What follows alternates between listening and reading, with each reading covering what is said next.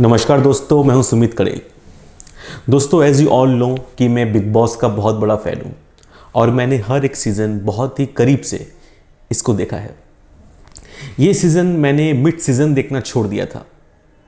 बहुत सारे कारण थे कि बहुत सारे कंटेस्टेंट्स ने हदें पार कर दी थी, जैसे पवित्र पुनिया, कविता कौशिक, जैस्मिन भासिन, निकी तंबोली। इन्होंने हमारे लिए असंभव कर दिया था कि हम इस शो को और देख सके। इनकी हरकतें, इनकी गंदगी, इनके जो बात करने का लहजा, वो एक फैमिली ऑडियंस के लिए नहीं था और एकदम भी इंटरेस्टिंग नहीं था, एकदम भी एंटरटेनिंग नहीं था। तो हमने ये शो देखना छोड़ दिया और मेरे जैसे कई लोगों ने शायद देखना छोड़ दिया।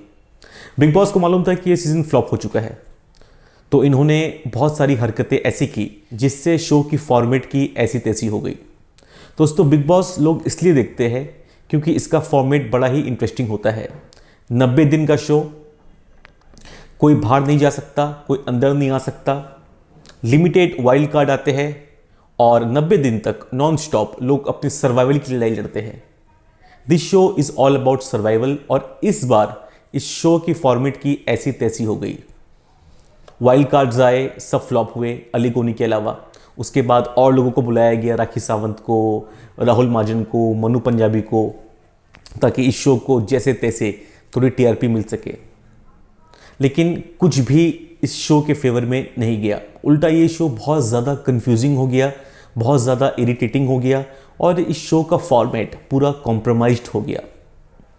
कोई भी आ रहा है, कोई भी जा रहा है। जो विनिंग कंटेस्टेंट थे जैसे इजाज़ खान, वो शो से बाहर चल गए।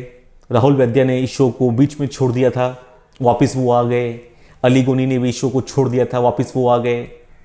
तो कुछ भी बिग बॉस 14 में दिखाया जा रहा था और ये शो मेरे हिसाब से बिग बॉस के इतिहास का सबसे वाहियात सीजन रहेगा। लेकिन फिर भी कोई ना कोई तो विनर बनेगा बिग बॉस 14 का। तो कौन डिजर्व करता है बिग बॉस जीतना? दोस्तों, मैंने इस शो देखना छोड़ दिया है, लगभग 1-1.5 महीने हो गए, लेकिन मैं इसे क्लोजली फॉलो करता हूँ, ट्वीट्स देखता हूँ, वीकेंड का वार कभी कभार देख लेता हूँ, तो मैं अपडेटेड हूँ। दोस्तों, मेरे हिसाब से रूबीना दिलायक ये शो की जीतने की हकदार है। इनसे ज़्यादा हकदार कोई नहीं है। इसके कुछ कारण हैं। दोस्तों, top 3 contenders who are the potential winner of Bigg Boss 14 are Rubina, Aly Goni and Rahul वैद्या। इसमें कोई डिस्प्यूट नहीं है। आप भी जानते हैं कि 3 लोग ही है जिसमें से एक विनर बनेगा। लेकिन रूबीना दिलायक को क्यों विनर बनना चाहिए, इसके कुछ बहुत ही जायज़ कारण हैं। दोस्तों, अली गोनी और राहुल वैद्या ने ये शो बीच में छोड़ दिया था अपनी मर्जी से। मेरे हिसाब से इनमें कभी विनिंग इंटेंट था ही नहीं। राहुल वैद्या ने शो छोड़ दिया, मैं उसकी बहुत इज्जत करता था। मेरा फेवरेट बंदा राहुल वैद्या आज भी है बिग बॉस के घर में। उसके बाद अली है, थर्ड पे रूबीना आती है। वहाँ तक मैं इसकी रिस्पेक्ट करता था। लेकिन शो छोड़ने के बाद जो वापस आया, वहाँ मेरे हिसाब से राहुल वैद्या ने ये शो अपने हाथों से खो दिया था। बाहर गया, लोगों से मिला, अपनी फैमिली से मिला, अपने पीआर से मिला और तमाम उन लोगों से मिला जिससे उसको एक मेंटल रिलीफ मिला, जिससे उसको एडवांटेजेस मिले, ऑडियंस फीडबैक मिला। तो सेम विथ अली गोनी, उसके साथ भी यही हुआ। वो 10-15 दिनों के लिए बाहर गया और उसको भी ये एडवांटेजेस मिले। और दोस्तों, ये एडवांटेजेस बहुत बड़े हैं। They got to meet their PR, एक अलग स्ट्रेटेजी बनाई। They saw the whole season, अपने वीक पॉइंट्स को उन्होंने एनालाइज किया, ऑडियंस फीडबैक मिला, अपनी फैमिली का फीडबैक मिला और एक मेंटल स्ट्रॉन्ग आदमी बन के ये दोनों वापस इस शो के अंदर है। ये चीज़ रूबीना के साथ नहीं हुआ। शुरू से लेकर अंत तक इस शो के बाहर नहीं गई, उसको ये एडवांटेजेस नहीं मिले। तो यही तो शो का फॉर्मेट है। तो रूबीना ने 100+ डेज इस शो में सर्वाइव किया, बिना बाहर गए, बिना कोई फीडबैक के, बिना किसी भी चीज़ के जो कि उसको मेंटली एडवांटेज करता। अनलाइक राहुल, अनलाइक अली गोनी, unlike rest of the contestants, लगभग हर कंटेस्टेंट शो के बाहर गया है और वापस आया है। चाहे वो निकी तंबोली हो, चाहे वो राहुल वैद्या हो, चाहे वो अली गोनी हो, चाहे जैस्मिन भासिन हो, हर एक कंटेस्टेंट बाहर जाके अंदर आया है। और इतने सारे वाइल्ड कार्ड्स आए जो कि पूरा शो देख के आए थे। तो उनको रूबीना के और हर एक कंटेस्टेंट की कमियां मालूम थी, उनके पास हर एक फीडबैक था। तो उस हिसाब से उन्होंने इस गेम को खेला। तब भी रूबीना ने बहुत ब्रिलियंटली इस सीज़न में खेला है और बिना बाहर गए, बिना किसी फीडबैक के बहुत ही मेंटली स्ट्रॉन्ग कंटेस्टेंट मुझे ये लगी। और वीकेंड का वार में भी आपने देखा होगा कि कभी इसको सपोर्ट नहीं मिला। आप समझ रहे हैं मैं क्या कहना चाह रहा हूँ। तो Rubina deserves to win this show if you go by the format. अगर आप फॉर्मेट को इज्जत करते हो, अगर आप बिग बॉस को इज्जत करते हो, तो रुबीना ही एक ऐसी कंटेस्टेंट है जो कि इस शो की विनर होने की हकदार है।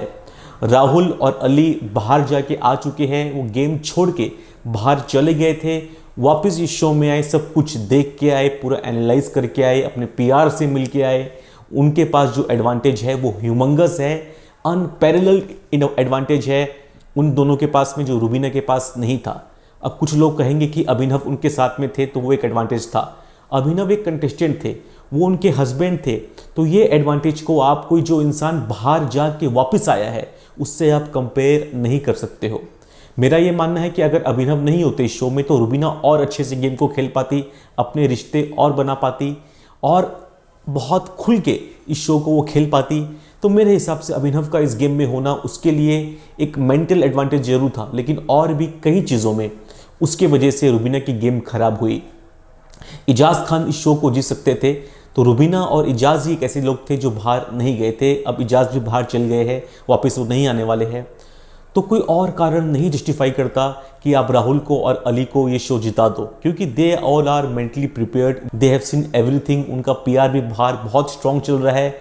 बाहर आके अपना पीआर बढ़ाना, सोशल मीडिया प्लेटफॉर्म्स पे उसको स्ट्रॉन्ग करना, ये सब जो एडवांटेजेस है वो इन दोनों को मिले हैं और रुबीना को नहीं मिले। तो कोई भी कंपैरिजन से मेरे हिसाब से रुबीना से ज़्यादा ये डिज़र्व नहीं करते और रुबीना ही इस ट्रॉफी की हकदार है। और मैं तो खुल के कहता हूँ कि रुबीना के अलावा और कोई डिज़र्व नहीं करता, because of the advantages other contestants have enjoyed unlike Rubina Dilaik. Personally मुझे राहुल वैद्य और अली ज़रा पसंद है। अगर वो शो को जीतते भी है तो मन में मैं खुश होऊंगा। But if you want to talk about who deserve to win, then there is none other than Rubina who deserves to win Bigg Boss 14। आपकी क्या राय है कमेंट सेक्शन में ज़रूर बताएं। Signing off Sumit Kadel, thank you.